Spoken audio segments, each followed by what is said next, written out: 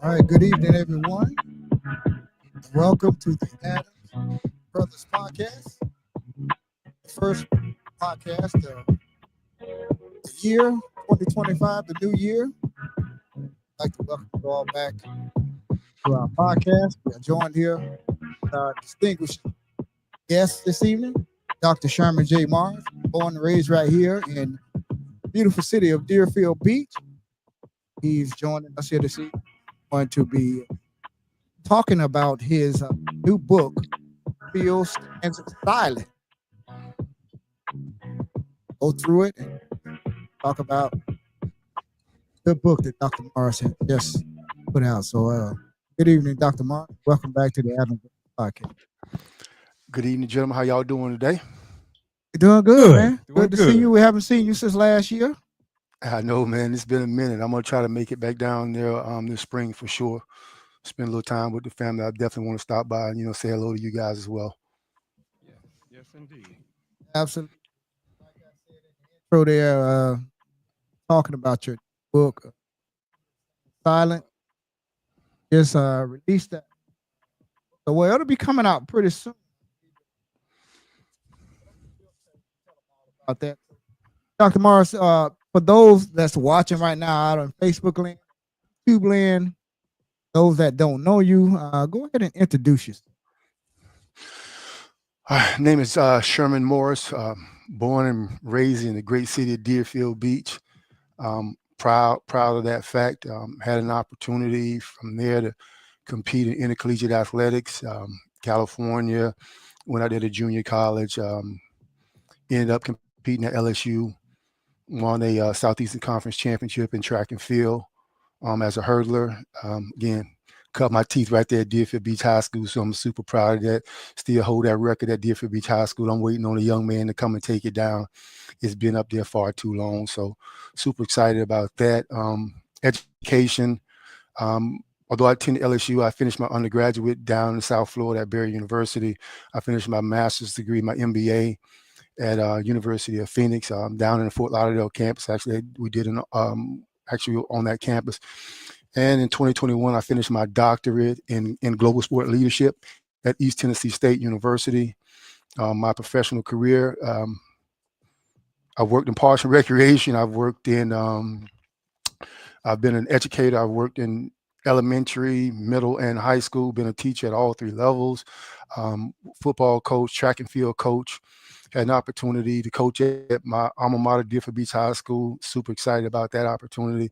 Went to the state semifinals. I still would like to see that program get over the hump and win a state championship.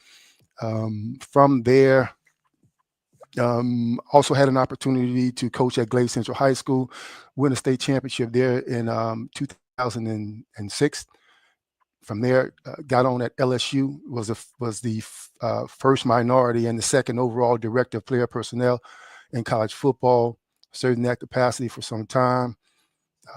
Won a national championship, won two Southeast Conference championship, had an opportunity to coach some really talented, recruit some really talented players. Some from South Florida, actually recruited Patrick Peterson.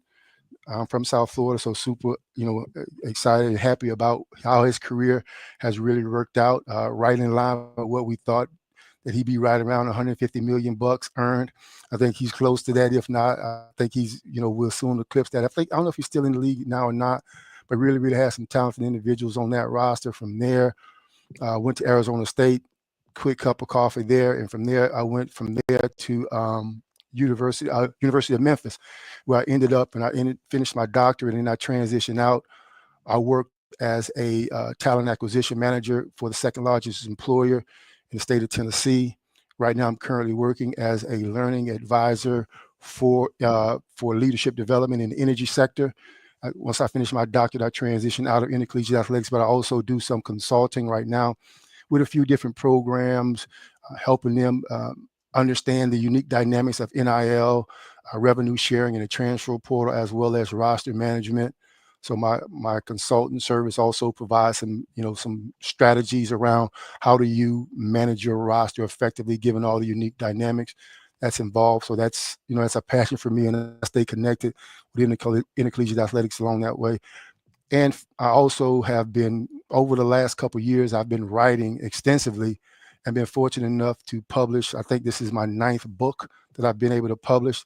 A lot of my content is in around the intercollegiate athletic experience, what's going on today around NIL, revenue sharing, and the transfer portal, the recruiting process. Wrote a book about how parents can really navigate that experience successfully. I've done some leadership books in that area. But this particular body of work was really, really important to me because since 2013 and well before that, when I was even playing, because I played 1 year, although I spent most of my youth football playing for the Deerfield Beach Raiders, I had a unique and I would say a lasting experience that year I played for Coach McCoy over at for the Packer Rattlers, and it really, really affected me because again, it's always the hardest place to play, right? You're going to earn everything that you get there. Back when we had the Deerfield Beach Raiders and the Deerfield Beach Packer Rattlers, it was, can you play over here because it's so tough? It's going to build some character and some discipline in you, right? Everybody want to be, but not everybody can be a Packer Rattler, right? So you had to earn it. You had to earn it because nobody was giving you anything out there. And that experience, imprinted that mental toughness, right, in me. And so as I started to, as I came back to South Florida in 2013 and started getting more and more familiar with some of the changes and some of the unique things that were changing around government getting more involved, more entrenched around youth football coaching, who could be on the field, that kind of thing. I began to study all the changes, looking at it from both a state and a federal and even a local level on what was being changed. And so that was the start of this journey around writing this book, and I've been on it ever since. Certainly have an impressive resume, man. Certainly You're breaking up a little bit. You're breaking up a little bit. breaking up again. Yeah, go ahead. I can hear you a little bit better now. So I was saying, you certainly have an impressive resume. I certainly remember you from high school, man. Track and field days, and one of the top athletes at Deerfield High School. I do. Mark Bryant says in one of the comments, say one of the 88 Deerfield Beach Raiders. He remember Mark Panky Bryant. Yeah, he was on my team. Yeah, I remember for sure. My youth football career, man, was really, really foundational for me, man. Just that overall experience playing youth football in Deerfield. And I think that was the passion behind me wanting to write this book, because it was it was so important in our community, as both of you know. Youth football it's more than just a game. I mean, the lessons, the connections, the relationships, just the way that those, the people poured in. And I remember the ladies in the concession stands from cooking corn dogs and, selling them check drinks and all that. I remember all that stuff, man, going out on the back over that hill and practicing back there in that open field. I remember all that stuff, man. It's just those lessons, those experiences were so profound for me. It prepared me for high school, because I went into high school, I was prepared. Like I was comfortable playing the game of football. And beyond that, when I got into wrestling and got into track and field, that competitive flame that was ignited out there on those youth football fields sustained me, prepared me. And it allowed me to be, a decorated high school and a decorated college athlete, to be an All-American in college, right? To be an first team all SEC athlete. That stuff doesn't just happen by accident, right? And I owe a lot, man. I owe a ton to not only to the coaches, but to my teammates who supported me and pushed me and challenged me, and to those ladies who, invested in the cheerleaders and the support.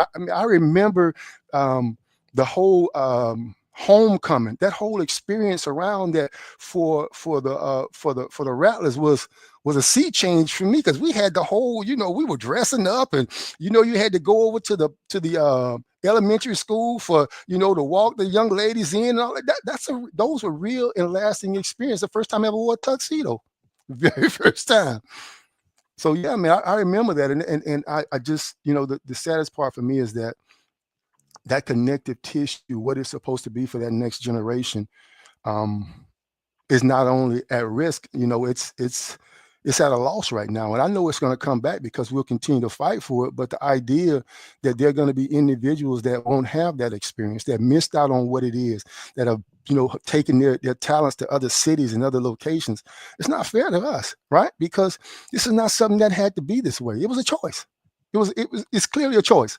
We made a choice, right? And the idea that we chose power and we wanted to hold on to something small is something that I wanted to make sure that we document. And that's the reason why I wrote the book. I wanted to make sure that our community understands that the narrative that they're trying to paint over at City Hall is not the only story. The danger that we get into is that we'll allow certain individuals to paint or write a narrative that is untrue, and I call it for what it is. It's a lie. They want to believe they want to parrot this idea that they're creating something that's going to safeguard our children. Who are you safeguarding? And in the book, I challenged them, like, what is safety? What does that really mean to be safe? And who is safety for? Right? Is it safety for us? Or is it safety for what you know and what you want to control? And I believe it's the latter. And so with that is a reason that I wrote the book. Let's start out with City Ordinance Chapter 50, Section 8, which is the ordinance that banned a lot of coaches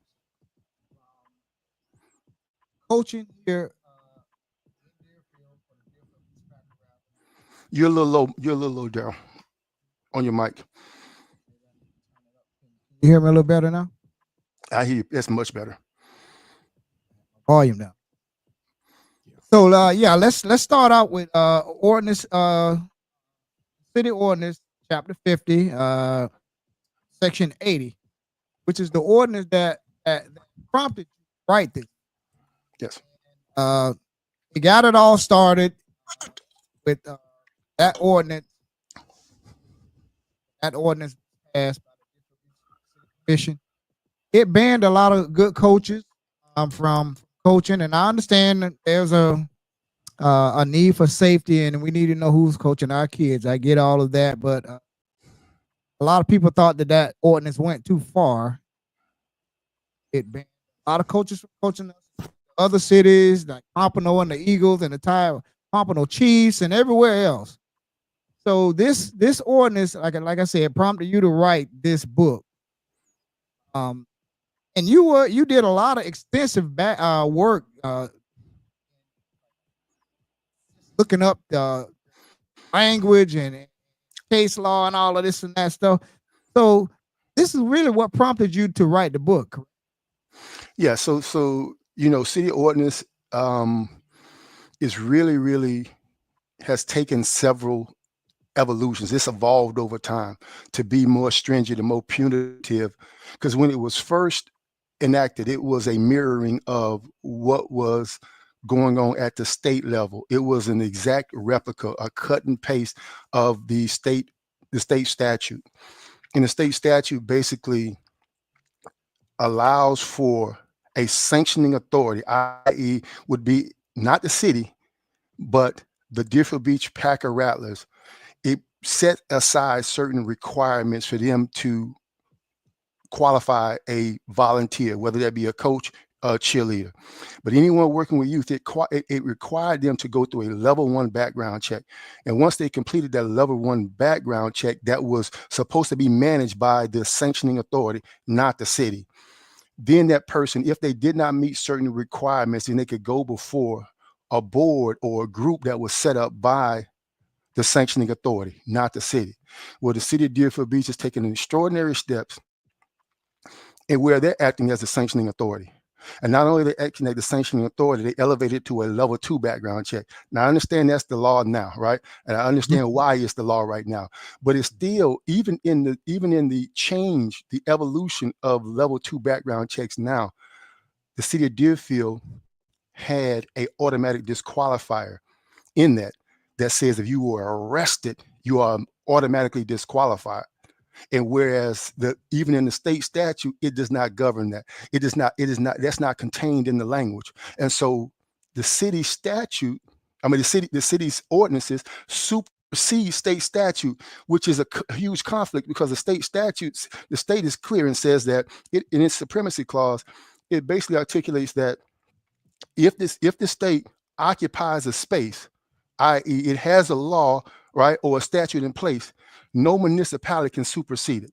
And if you think about the way that Governor DeSantis has been really, really targeting certain things, he writes in, he'll say, okay, well, we got state statute, so this overrides anything that goes on as far as any city ordinances that is in place. Right. And you saw a couple different cities trying to fight against it, but the state is the state. If they are, and then that's the law, right? That's called the supremacy clause. And so that even right now, the city of Deerfield, in its language, because I looked it up, it still has that in its ordinance where it supersedes that. But the way that I wrote the book, it's an imaginary conversation I'm having with my younger self. And the way that I frame that conversation is if we were walking out there, because every time I come home, I go right out to West Side Park. I know it's called a different name right now. I don't want to get into debate with that, but it's gonna always be West Side for me. Because again, that's how I grew up. It's the only thing I've ever known. And so Beat McKeithen Recreational Center. Now. Yeah, I get it. So it's always to be West Side Park though to everyone. It's gonna always be West Side. So with that, no disrespect to the family. None at all. None intended, right? At all, right? I recognize who she was and her contributions. I have no problem with that at all.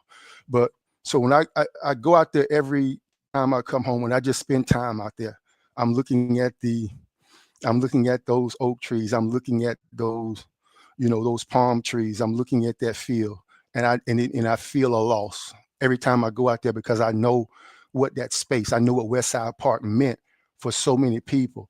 Like I understand what the connection is to our community, and when our people are so detached from that place, that was our meeting place. That was ours. The Packer Rattlers was something that we did. If you look at the founders, if you look at the investment that those individuals made, that was ours. That came out of a desire to give us hope, to give us a chance, right? And I write about that in the book, that's our connective tissue. That's the promise that our community should have kept, that they didn't. It didn't keep that promise, right? Because it was supposed to be for us, by us. And then when you took that away from us by saying, okay, well, we don't want, even if you disqualify, they got to give you an opportunity to have an appeals, because again, in their bastardized version of the state law, they still want to have an appeals process in there. However, it's the proverbial kangaroo court, because what they do is the city selects the magistrate, the city has his Parks and Recreation representative in there with marching orders on who should or who shouldn't pass through. It's a kangaroo court. You're playing games. It's reindeer games you're playing with us. And we're not, we know how laws are made. And again, I write about this in the book. We know how laws are made and who they're made for. And we understand the consequences of those laws, ones that meant to help, right, and protect, and those that's meant to control, suppress, and deny. And I would assert that this is what this particular ordinance does, because you know who you want to let through and you know who you don't. And to not only go into a space where, okay, if you've been convicted and you can go before an appeals board, instead of having that appeals board being representative of individuals from our community, you set up a kangaroo court. It's not right. It's not fair. And for them to have ultimate control over that and not have our community involved in it, come on. And in the midst of all of that, you still are trying to supersede. You go through all these extraordinary measures for what?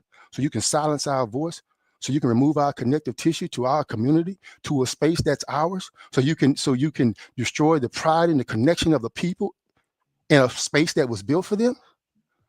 I would assert to you that if you go before any of those individuals, you ask them to name three people that play out on that park, they couldn't name them.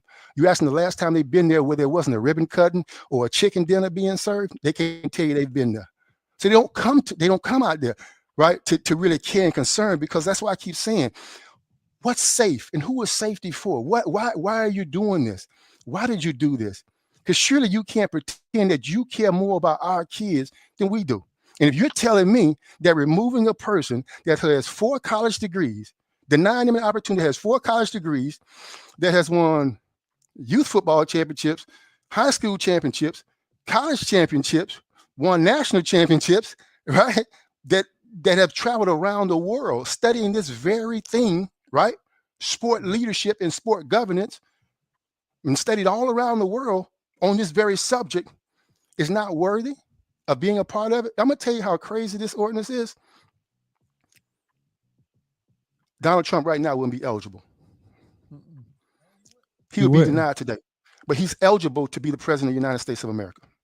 But he is not eligible to be a volunteer out there. That's how crazy that is. That the incoming president of the United States could not sit. And matter of fact, the individual sitting on that very dais at the city right now could not and would not be allowed to serve as a youth sports coach in the city of Deerfield Beach. But yet they control millions of dollars sitting on the dais. So the question becomes, if the ordinance is sound, if it makes sense, applied across the board to everyone, including yourself.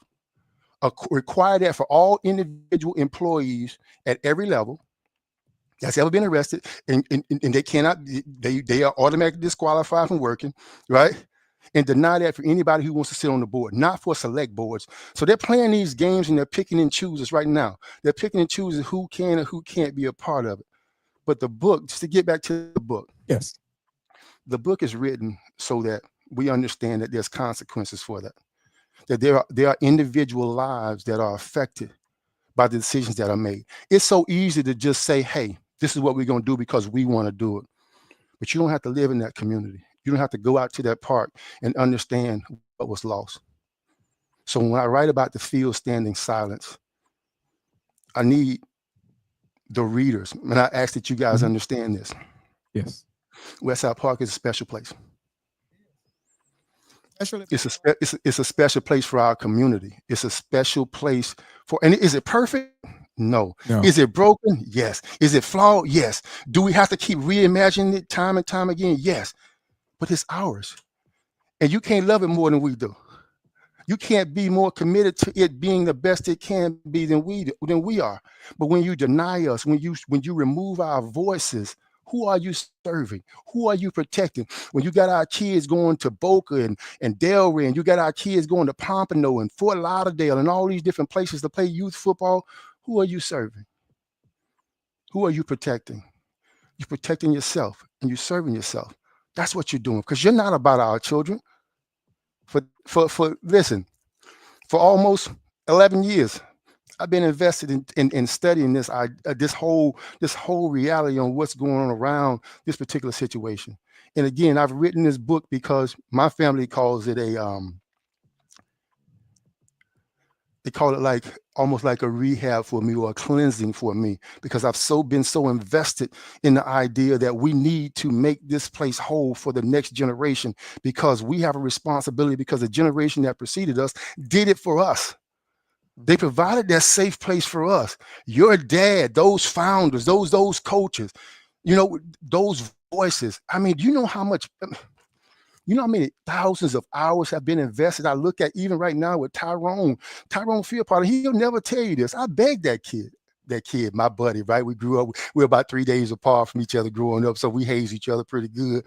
But I begged him to take that position because I knew he had the skill set to do it. And for years, he's been invested in that organization. You'll never know that he drives all the way past his house to come to Deerfield to teach, and then he got to go all the way to Miami for meetings and stuff like that. Hours and hours he's pouring in to make sure that those kids, and he didn't even have a kid in the program. So, and the same thing with a Ted Riley, yeah. Well, it's a lot of hours spent out there, and those Dr. are the things, Morris. like you said. A lot of people did not see that. A lot of people, me and Daryl are testament to, we saw our dad come in from work, working hard all day, came home, no rest, took a shower, and was out to the park, even during the years of him developing cancer, going for treatments, sick every day. He didn't complain. He didn't say nothing to anyone. He got up and he went back out there because he always said it was about the kids. And it's just like what you're saying, Dr. Morris. And I hope everyone coming behind would understand that that Westside Park, the Rattlers, and everything else is always about the kids and never the adults. It's about the sacrifices made by others like Mr. Chance, Mr. Nixon, Mr. McCoy, Mr. Bailey, Mr. Fullins, all the Neils, all the founders, Miss Linda Mhm. Williams, Linda Miss Williams, Cheryl Kidd. I don't want to forget no one, John but Hall. John Hall, everyone, Hollister, Mr. Hollister, everyone out there, Mr. Frank Scott, everyone invested their time out there, and that's what I think. Sylvia Porter. Miss Sylvia Sylvia Porter, Porter. the people will never know the sacrifices that these people made, and that's why when I see so much, it kind of upsets me. But we're going. The It's fighters. we're gonna get back. We're gonna get back on the right track. We'll get the Rattlers back. Trust me. Bring 'em. Everything will be back on the right track. And definitely, and back to your book. In your book, I know you talked about Coach Cave. You talked about Coach Clyde Bennett. Both of them are deceased now and they're gone. You also talked about your uncle Tim Graham, who I knew very well. From Tim was my brother-in-law, Dwayne Mitchell. Rest in peace, all three of them. Dwayne Mitchell and Tim was like that. I met Tim through Dwayne 30-something years ago when Dwayne was dating my sister. So I got to know your brother real good. And if I remember right, he was working at the hospital or something at that time. If I remember right. Just retired. Yeah. He actually but you talked about them and the impact that they made on your life in the book. I'd like for you to expound a little bit on that. Quote in there before you start there, and building the legacy. Coach Calvin came in before, who had hands as rough as sandpaper and a voice that would command silence. Type of again. So to start off with my uncle, like been like a father figure, to me. So he wrote the forward, asked him to write the forward for the book, right? And he did a fantastic job in writing the forward for me. So, kudos to him. Very, very appreciative of the many sacrifices that he has and continue to make for me to this day. And when it comes to those coaches, man, I mean, what can you say? I mean, you had individuals that were giants for us, and Coach McCord, man, look at here. It's business, right? He understands he's gonna hold you accountable, right? Put the ball. He was an ex-policeman here. Yeah, I remember him being a policeman here in Deerfield at the time. Yeah, when I was a kid. Yeah, it was just it was phenomenal to have that kind of male leadership in our community, to have those individuals really, really invest in me. And again, I want you to understand how powerful the effect that they had on me. I played out there for a single year. I never forgot that experience. I never forgot my teammates. I never forgot the impact that made on my life. And I could not in good conscience just let this just go by. Like, we're going to lose this. We're not going to fight for this. We're not going to stand up because you see what they're doing. Like, the heart, and I think Baldwin says this, and I think I included this in the book because I oftentimes use this quote: to be a black man in this country and be relatively conscious is to be in a constant state of frustration, because I don't want them to ever think that I don't know what's going on, that I'm not going to go and do the research, that I'm not going to study, I'm not going to inquire, I'm not going to hold individuals accountable. You have individuals that sit in high offices in the city of Deerfield right now to this day that when I challenge them or call them on this, they're quick to hide their hands. Well, that's control. Well, we don't have any power over that. And we don't have any say-so over that. Stop playing in my face. Stop playing in my face. Stop playing in our face. I know what you can do. And at the worst case scenario, if you stand up, you got the bully pulpit, you have unlimited time every week to stand up before that commission, right, and call balls and strikes. And if you're calling this out every time, then you're supporting the change that needs to be made in order to make sure that not only that the organization is whole, but that you hold those individuals accountable to a standard. This is the issue. Just like I know, that this is a law that's set up by the state, and that the city of Deerfield Beach is unlawfully, right, enacted this ordinance that in an attempt, and they're arguing for, and I talk about home rule, they're trying to use a home rule, but home rule only operates if there's a space that's vacated or not been occupied by the state. The state occupies that space, which triggers the supremacy clause, which means that the state statute overrides any city ordinance. And that should be the fight. And the fact that we don't have an appeals board that representative of your dad and individuals like your dad, Ms. Philpott, those individuals, you disband that and you put together a kangaroo court so that you can control who can and can't go on the field. What are you doing that for? This is youth football. I would assert to you that they understand the strength and the power of Black men coming together in our district and what that impact will mean. Because when we're united and we're strong, we're not only strong in one area, we become stronger in all these different other areas. And now we get to start talking about all the gentrification, right? And all of the codes and all of the money being going over to the beach and how you have the CRA go. We start fighting for all these other areas. We start fighting for our share. And that's what you want. That's what it's about. It's about controlling that dollar, and this is about what's coming in District 2, something I saw over 20 years ago. This whole idea of gentrification. The most valuable property right now in the city of Deerfield is right around District 2 and right along that canal in the back. So you watch how $1 million houses show up in that space. That's what this is about. This is that long-term strategy to silence your voice in the area so you become weak in every other area. Stop playing in our faces because we see you. We see you. And also, I wanted to go back to, and I remember here a few years ago where it was put on the agenda, and we had a lot of people speak that night on it. It was defeated, and we had some heavy hitters speak. We had former Commissioner Quinn Clark Reed. We had Cousin Flora Philpott speak. My dad, other people from the community spoke. No one listened that night, and they moved on. And I think, Not all of them. Yeah, I understand your frustration, but as far from where can we go from here beyond that? What has happened there now, being with the new state statute in place, that where a lot of the people who wasn't able to coach are not going to be able to coach nowhere now. You still can. So how do we not just here in Deerfield, but how do we go from where do the people that can't coach go from there? From your research and what you've been studying over the years, Dr. Mars. So that's a good question. Thank you so much for asking that. So again, you remember we were talking about the sanctioning authority. You do still have an appeals process in place, right? Mm-hmm. And that sanctioning authority has an opportunity to hear that, right?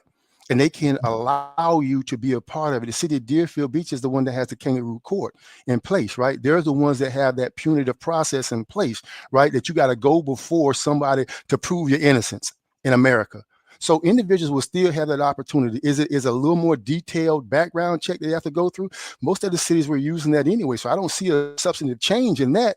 I do see some people pushing that in areas that will be affected that hadn't been affected in the past, so there might be some movement along those lines, but I would assert that this does not really change from a perspective of individuals being allowed to coach. They still can go in and they can still have their appeals process because the sanction authority has a responsibility of putting together an appeals board, hearing those appeals, and then they can waive those individuals on. The city of Deerfield has a bastardized process. And I'm telling you right now, they'll let individuals in that they're comfortable with, and they'll let them go past in a minute. But if they don't like you, then all of a sudden you're disqualified or you can't be a part of it. That entire the city ordinance was written because they wanted to hold one person back. And the fact that they held that one person back, this is unintended consequences that so many individuals have been held back. And now its long-term effect is that now you're going to have to fight tooth and nail to rebuild that organization because people are planning routes in other cities and other programs, and they're not going to cycle back, right? And so now you're looking at not being able to put together the 300 and some people that used to have on the park before. Okay, and Dr. Mars, for people that's sitting right now watching this podcast, the type of people that should be able to coach, I know people are gonna say, well, we don't want no child molesters, no murders. Nobody want that. Exactly. I mean, but what other things would people, in your opinion, should be able to coach? So a lot of that stuff that you just mentioned is already a part of a level 1 background check. Mhm. Like right now, when you do a level 1 background check, the sex registry, right? The offenders, all that, any kind of issues around children, even an arrest that is pending adjudication is still held up, holds you up, right? So all those Mhm. things were really already addressed in a level 1 background check. And a sanctioning authority can do that because a lot of that information is already available on public websites. So you can go into the sex registry and find it out. You don't have to be law enforcement.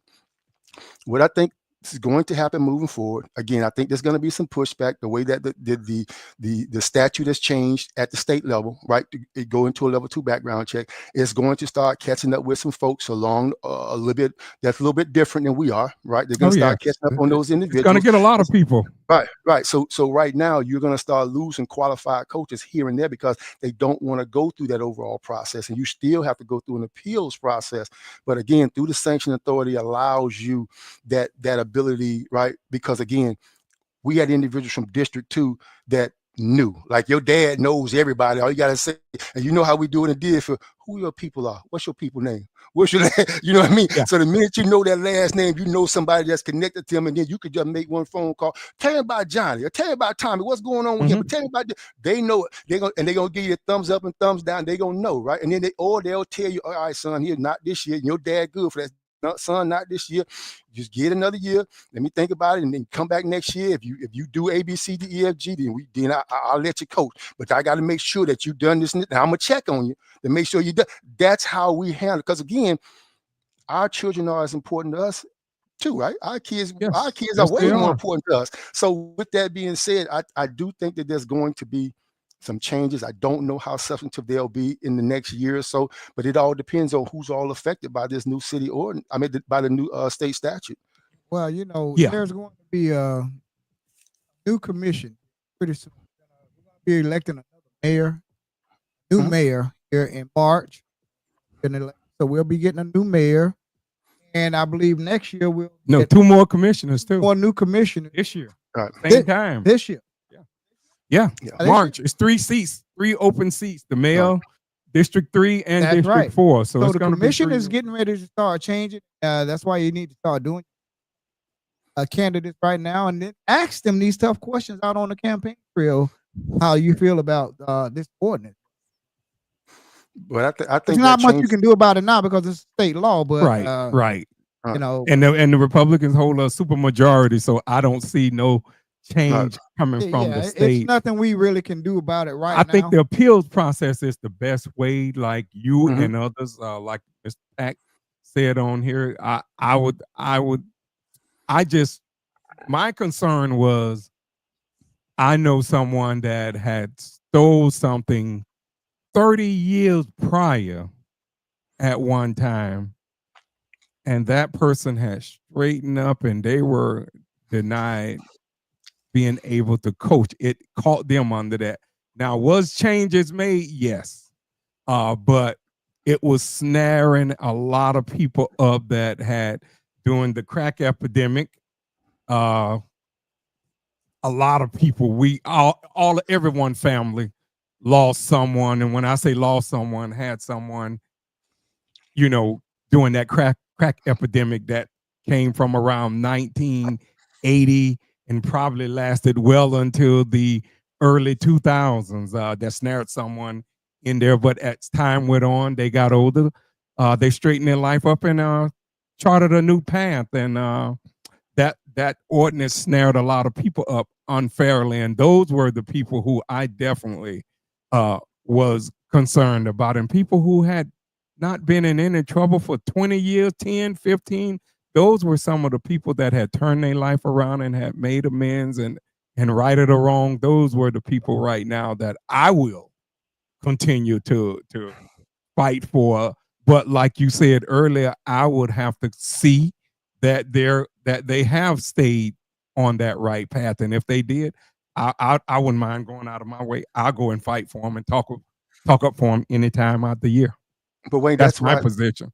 But Wayne, that's probably why. If you look at the way that the structure was, that you would have that group, right?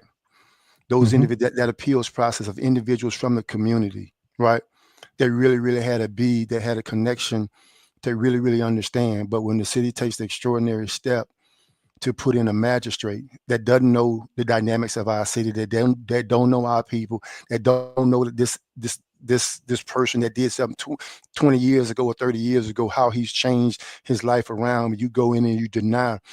I write in the book about the psychological effects to individuals to be able to deny them an opportunity to help the next generation to not make the mistakes they make, to be able to say, hey, I understand what you're going through. Let me help you through this, right? Or don't go this way, go that way, because this is going to be a better opportunity for you. Or take advantage of this opportunity because I didn't. And I know that if you take advantage of it, that you can go places that I never could.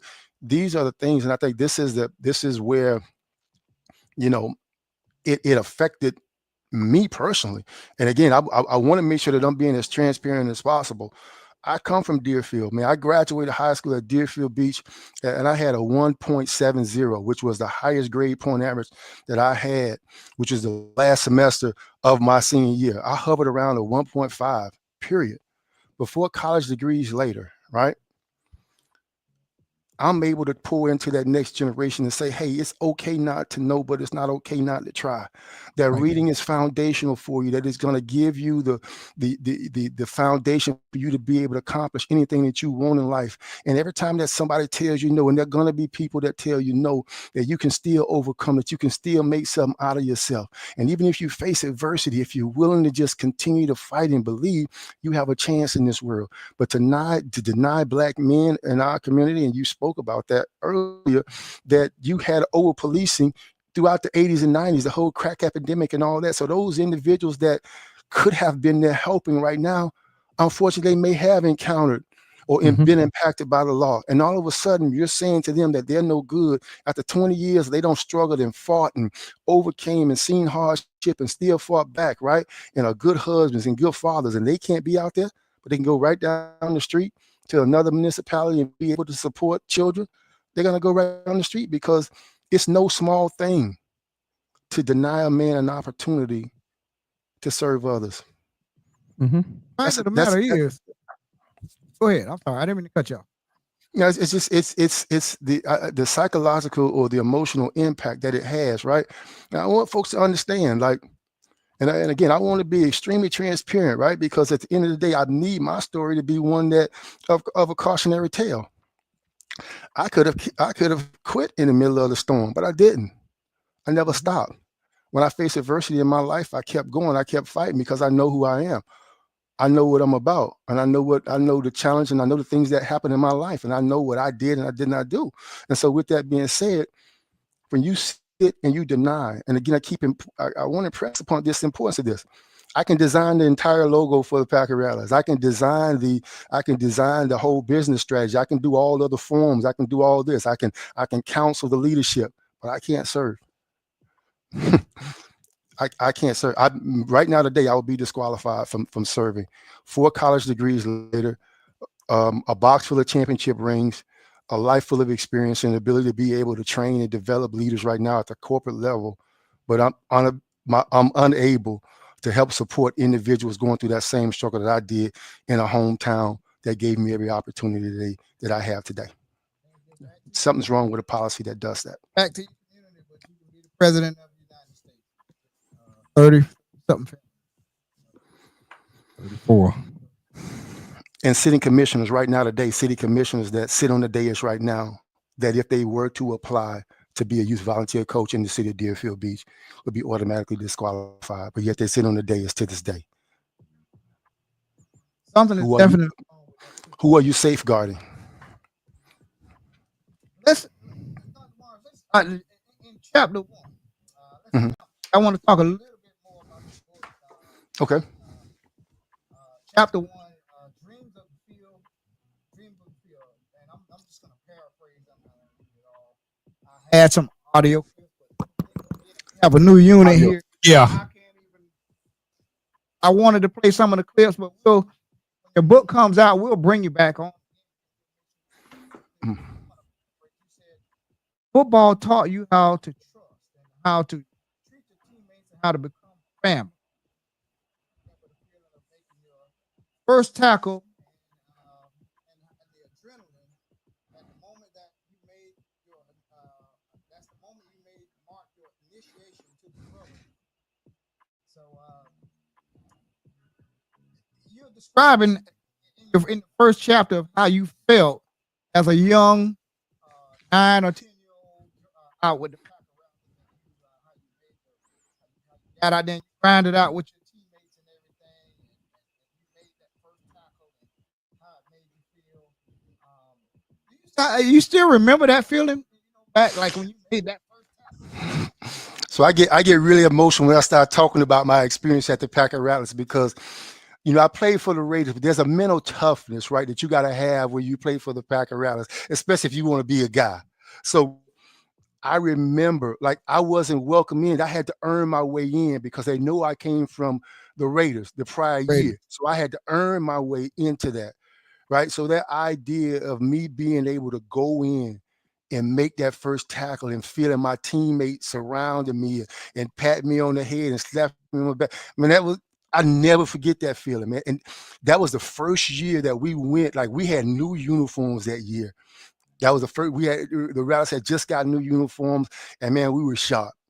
We were sharp. We were really, really good in those uniforms. And I remember making that first tackle. I just never forget that. And I never forget my first touchdown with the Packer Rattlers. I just remember my overall experience, but I remember the challenges as well. I remember having to earn my ways in it. I remember that nothing was going to be given to you. And even in success, if you ain't do it the right way, come Monday or come over there, Coach K, we're going to call you over there in the corner. You're going to get what you're supposed to get. Y'all know what it is. You're going to get what you're supposed to get, and then you're going to get back in. You're going to get it right. Because at the end of the day, that's one thing that I love about that man. I'm thankful that I was able to at least acknowledge him while he was here. That I was so appreciative of the impact that he made on my life in that short time that I had with him. But God, do I remember my experiences? Every single one of them, man. I remember the year when McDonald's even opened up with Packer Rattlers. Yes, I remember all of that, man. All that was big stuff for us, man. Oh yeah, because all that used to be those palmetto trees, that whole space it right was there. woods over there. Yeah, just palmetto Yeah. trees. That's all it was. Yep. So, but Yep, yes, do I palmetto trees. remember? You're Yes. exactly right. But that's what I try to do in the first 3 chapters. That's what I try to get done in the first 3 chapters. I just want to lay the foundation on what that experience does for you and what it did for me. Because again, I want to impress upon folks that it's so much bigger than football. So much bigger than football. Wayne actually got it up. Okay. I mean, I'm gonna hop over to chapter 2, building a legacy. Since you spoke about Coach Caveman, Calvin Caveman, boy, he was a legend. He was a GOAT, legend out there at the Packer Rattlers. Coach Caveman, who had, I'm paraphrasing again, who had hands. This is actually who had hands as rough as sandpaper, and the voice that commands silence with a single word. He would tell you to line up, say something, and I tell you that discipline that he had, that he would say, line up, and if you didn't do it, we all know he had that board and he swung a board, and I can still feel that board back in my legs right now today. But you know what I think? I think Calvin Caveman for that discipline, that outside discipline, other than what I got from my mother and my father, my grandparents, my other set of grandparents. Way, but I think Coach Calvin McCoy, because I played on that team that went undefeated until we went down to Key West and we lost, I believe, 7-0. The Key West, we went all the way down to Key West. We were undefeated, and I was on that team there. He taught me, how to be accountable, how to be, how to stand up and pay attention. And if you didn't pay attention, forward for you. Everybody know that. They don't do that today. We've gotten away from that, as far as I know. You mentioned that about Coach Caveman McCoy and your experience with him. So again, a legend, right? But more importantly, a good husband, good father, right? And developer of men. period. The stuff that he laid down as a foundation, that structure, the standards, the accountability, unrivaled. And I've had some really, really great coaches, and I've been fortunate enough to be around some of the best coaches in football, period. And coach never took a backseat to any of those men, because at the end of the day, it comes down to not how much you know, but how much you care. And the fact that he showed up every day. He showed up all the time, investing in us, teaching us, holding us accountable, right? Giving us an opportunity to understand how to face adversity, how to unite, how to work as a team. All those things are fundamental. And again, that's the struggle that I have with this city ordinance and the way that it's structured. And again, a reason why I wrote the book is that I want folks to understand that there's a danger in the story that the city is telling. They want you to believe that somehow there was a criminal enterprise out there operating in the midst, in disguise as a youth football organization, and that they had to come in and save us from ourselves, that we could not do it, but that they were the saviors, and they came in and they did this, and it was necessary, and it is about safety. That's not the story. That's not the truth. And I could not allow that to be the single story. I needed it to be a narrative that really, really underpinned the truth about who we are as Black men, who we are as individuals born and raised in the city of Deerfield Beach, and what the Deerfield Beach Packer Rally organization is truly all about. Because the narrative that they want to paint is not the truth. And a matter of fact, in the book, I call it out. When I'm having that conversation with my younger self, I use words like, I want you to understand that this is a lie. But if you believe this lie, there's the consequences that come with that. And that we have to understand that there is a truth that needs to be told. And it's uncomfortable, but it's one that needs to be told. And that's why I've written the book. And where the field stands silent. And I'm jumping around here, and we're still talking about Coach Caveman McCoy in chapter 3, the bond beyond the field. I bookmarked it here at 319. Wayne is trying to pull it up right now. You said Coach Caveman had us running tires one day, and I know about those tires, man. When you didn't do something right, he put you in that backfield back there in the pit back there with the sand spurs and everything. And man, he had you running those tires. And Coach Willie Neal, they would go out there. He would come with a big long green cigar, and he said, "You gonna run these tires till I smoke this cigar?" And he would take his time and put it out and light it back and everything. But Coach Cave, man, you said Coach Cave had us running tires, the tire drill. Most guys wanted to quit, and you said you did too. You said I would have. It would have been easy to walk away, but you saw the look on your teammates' faces, and you no longer wanted to quit. You couldn't. So, I'm gonna play that. do you? Yeah, play it. I want to We'll let you. Let you. Leaders to recognize the profound value of inclusive policies that open doors for all who are ready and willing to serve. He calls on us to advocate for equal access to community spaces where everyone has the right to contribute, guide, and prepare the next generation of leaders. By championing every young person's right to grow, play, and build a future free from barriers, Dr. Morris underscores our collective responsibility to ensure that those with the desire and experience to mentor are not only allowed, but encouraged to serve. This is a call for communities to remove obstacles, fostering an environment where the talents and knowledge of each generation can uplift the next, creating a legacy of resilience, opportunity, and shared purpose. Did you hear that at all? Yeah, I heard that. That wasn't that part that covered that, but yeah, I remember that. On here, and that's probably with the 319 is probably different on the audio book, because that's where I wish I had the. I was on the audio book when I excerpt. That's where I'm coming from. The 319 on the audio book, so I'm sorry about that. I wish I knew exactly where it was, because I like to hear that quote. But go ahead and elaborate on that day about running the tires out there, and then we'll hop around to the other. So again, that was just coming out to the Packer Rallies. That was the first time I was initiated into running the tires and what it meant. You know, whether there was water in the tires or not, it didn't matter. You're gonna run them tires, right?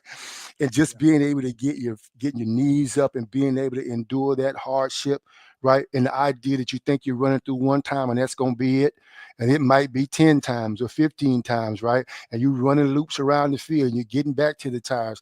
That whole idea of that brotherhood, that connective tissue, you couldn't quit, because at the end of the day, you did not want to let down. You did not want to walk away, and you didn't want to let down your teammates. And so that hardship really built that connective tissue, between me and my teammates. And again, I'm very, very appreciative of that as I go back. And some of the times that the guys post some of that, post that team photo, I cherish that, man. That's a really, Oh yeah. big moment for me. And the idea that I still connect with some of my players from that team, all those years ago, speaks to how important that connective tissue was. Like, I love my running back. I love my quarterback, right? Although Moses didn't play with us in high school, I really would have loved for him to be able to do it. But Moses Cody was a real dude. You know what I mean? We hit that sideline, you might as well, you can count it, right? Put the arms up because he's going to score it. Ted Riley, the calm demeanor that he is the same, calm demeanor that he displayed, when he was, quarterbacking our team, right? Jerry Fields, right? All those individuals that played with me, playing on the other side, playing defensive end. I'm on one end, he on the other, right? We're battling. We racing to the quarterback. All those relationships are super, super important to me because, again, we built that connected tissue when all of us were trying to discover who we were. Oh, and I think that's the beauty of the game, because you go out there and you have some ideas, but you frightened, you afraid. But at the end of the day, you guys are going through those same struggles with you. And then I speak about, even when we have those off the field moments that come on the field, when people have losses, right, or certain situations that affect them in their lives, the field is such a sacred place that you can come out there and for that brief moment, everything is all right. You're connected to that group of young men in that same struggle. And those are things that we're losing. It ain't just football. It's that ability to be able to connect with something bigger than yourself. That whole idea of being a championship athlete, that flame, right, was sparked, right, were ignited for me in that opportunity right there, because at that point, that was my proving ground. I played on the other side, and I can go out there and I can dominate. But over at Westside Park with the Deerfield Beach Packer Rattlers, you had to earn that. Like, nothing was given to you. You had to earn that. You had to have a degree of toughness. And in the book, I write about how those fundamental lessons of recognizing adversity, being able to fight through those challenges, were all laid for me and prepared me for this journey in life. I don't blink. It doesn't matter what it is.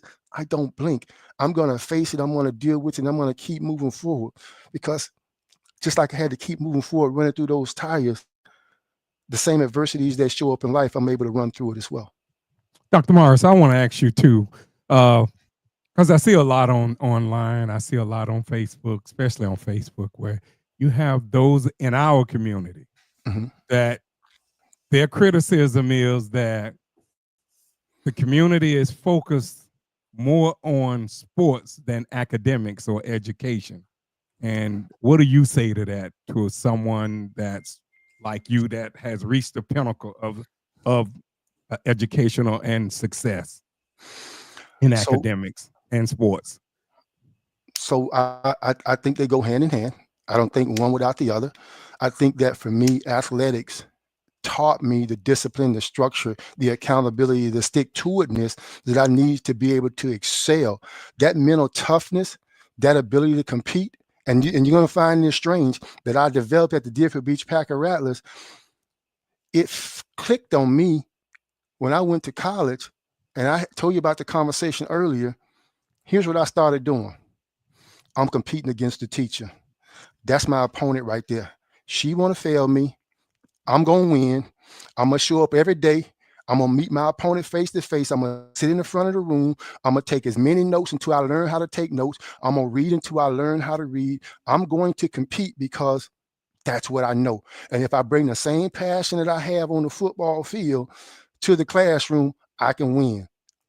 And I promise you, that's what changed in me. The same fire, that same, flame that was, ignited all those years ago has continued to underpin my success, because when I show up in an environment, I have that steadfast, resolute, this in me that says, I can compete with this person.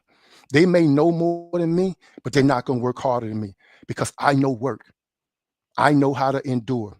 I know how to continue to fight. And if I approach like that, 9 out of 10, I've ended up winning. But if I have not won the overall contest, I've secured a number of victories along the way. Again, those foundational things that I've learned at the Packer Rally. So when individuals say that we concentrate on football, I'm not going to ever discount education, because education and reading is super, super important. It has a place. We need to continue to evolve and continue to grow and support our children in that space. But to discount the importance of what athletics teaches us and what football specifically teaches us in our city about community, about pride, right?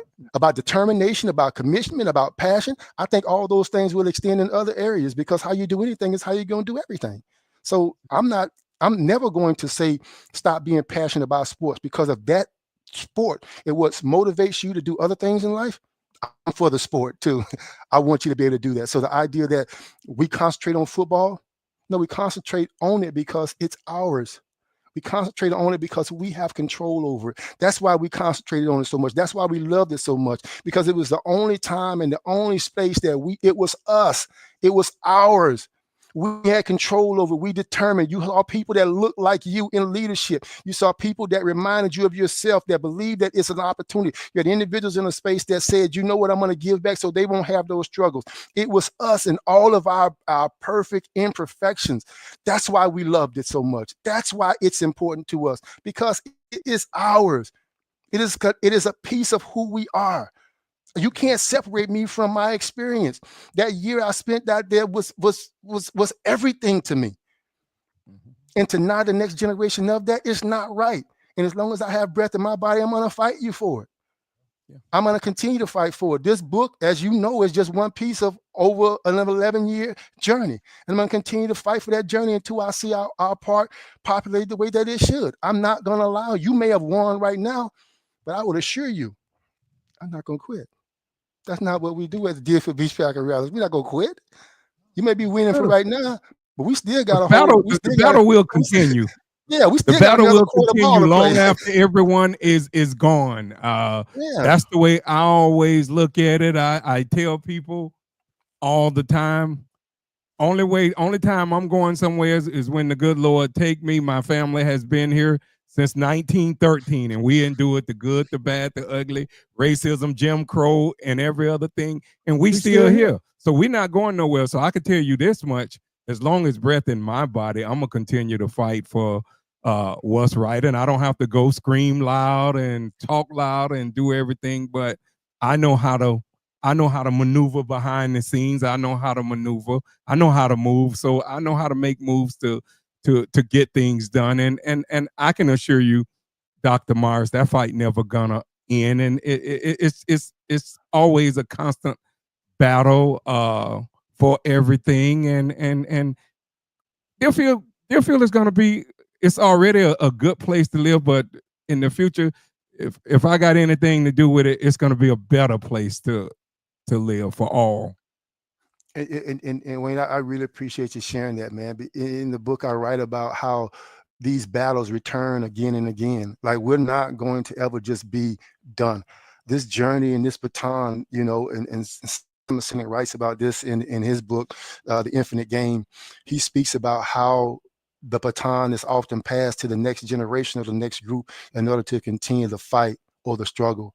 And I think it's just our time to fight this battle and fight this and continue to struggle for the opportunities of the generations that's going to come, behind us, like the generation before us who planted seeds that we'll never see, that they would never see, right? They never would see this time, right? But the idea that they, allowed me, that they poured into me without their investment in me. I'm not Dr. Morris today. I'm not. I believe that fundamentally, because I'm telling you right now, those skills, that will that they built in me, right? That they instilled in me, that they forged in me, has sustained me, and I promise you that I owe a debt, and I'm going to make sure that if ever I meet them in this life or the next, that when they ask me what I did, that I got receipts. Oh yeah. I spent 3 wonderful years of my life, wonderful years, playing for the Deerfield Packer Rallies. And I sit back a lot of times when I pass by it and I think about that fingertip touchdown I made over in the end zone down by McDonald's. Call it Samin Kelsey Miller, aka Kelsey Miller. He always say, "Hey, remember that little fingertip catch, TD pass you, Delray Rock 6-0." And you know, and I didn't think I could be a wide receiver back in those days. I didn't think I was good enough. But the coaches out there, they taught me, man, you got good hands, you got speed and everything. And I went on to be a good receiver from Packer Rattlers, and I went to play defensive back in high school. But man, I spent some wonderful years out there, and just to see that there's nothing out there right now. Three black men here from Deerfield Beach that's always going to fight the Deerfield Beach Packer Rattlers. And it might not happen this year. It may happen this year, but we will always fight for whatever at Westside Park, not for just the whatever Packer goes- Rattlers, yes. everything out there, from the Everything. gym to the new Tigner Center. We're gonna make sure that everything out there is Fight.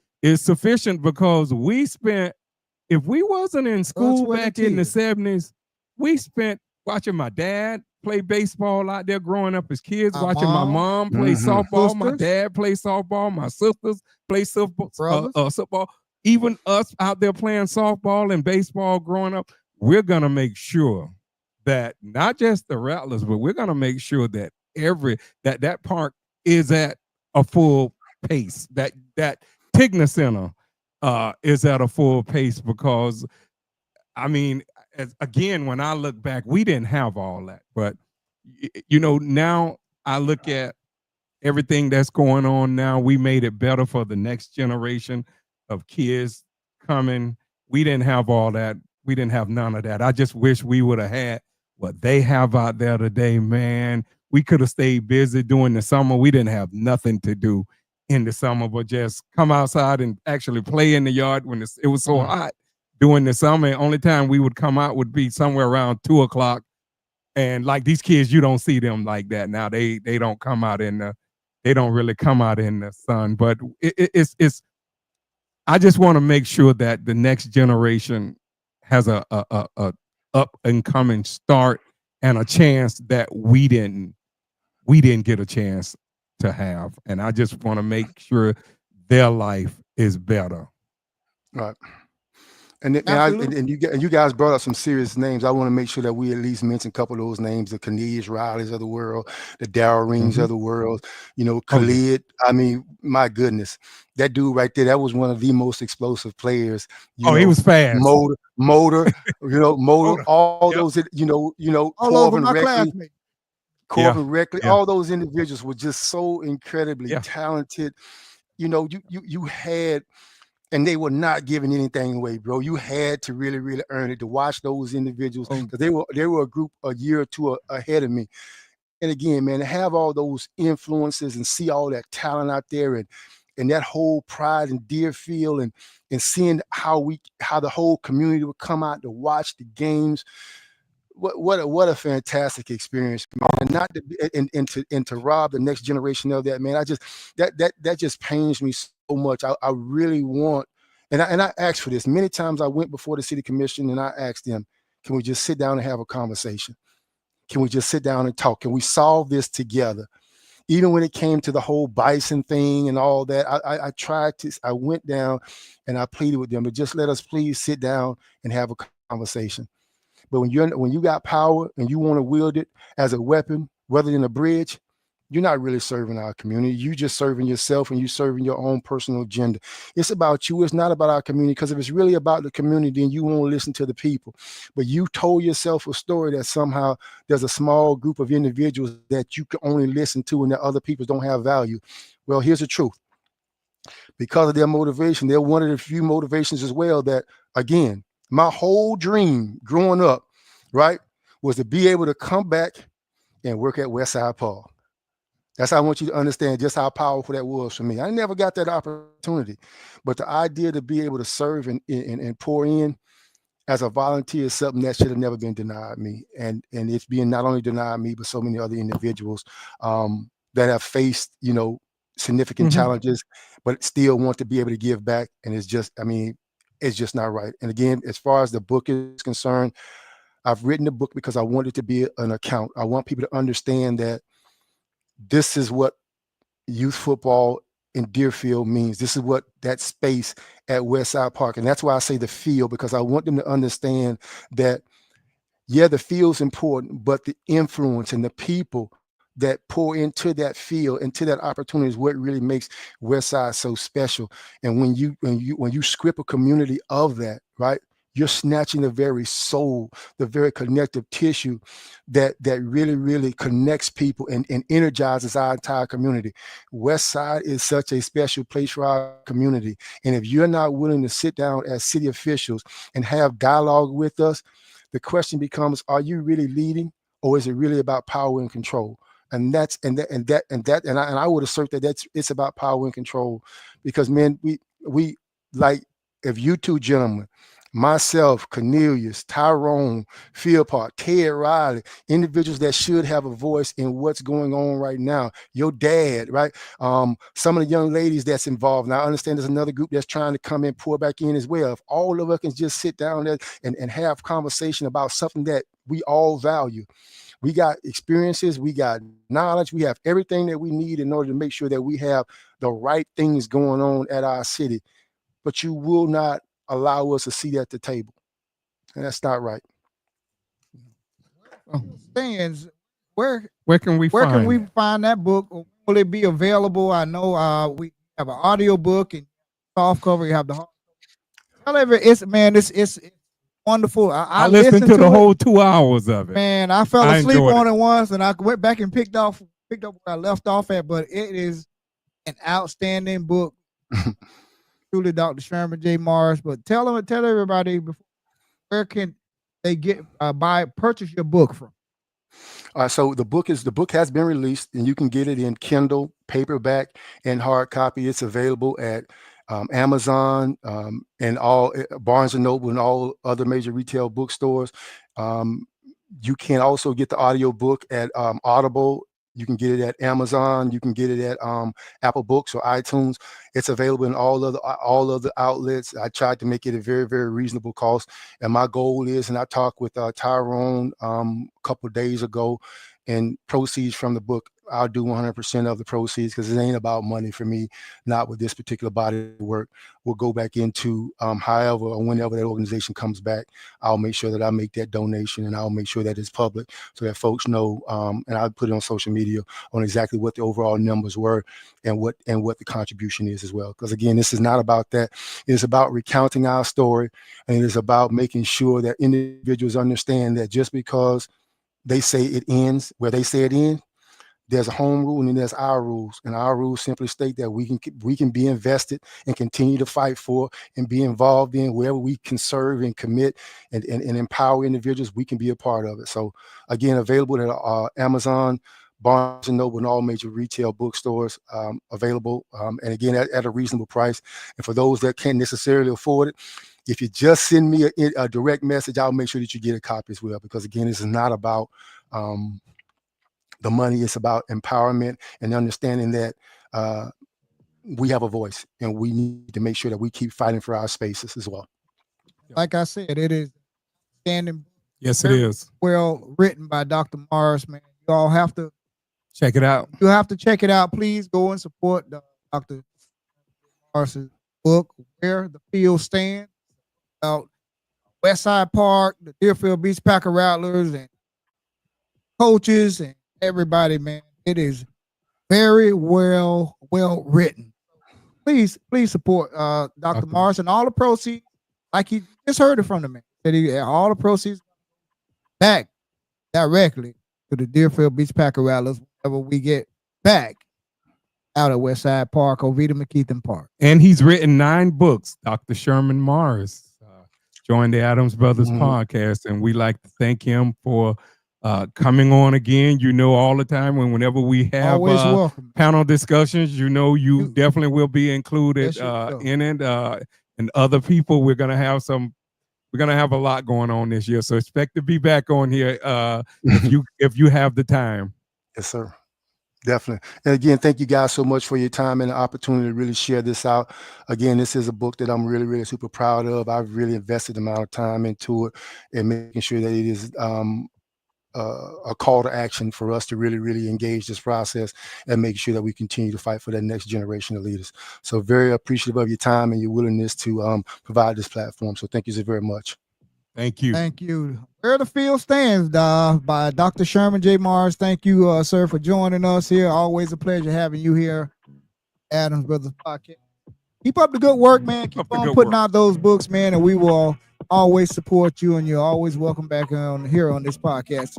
Stay tuned. We're going to come back with a pop-up podcast. Thank you, Dr. Mars. Thank you. Have a good evening. All right, thank you.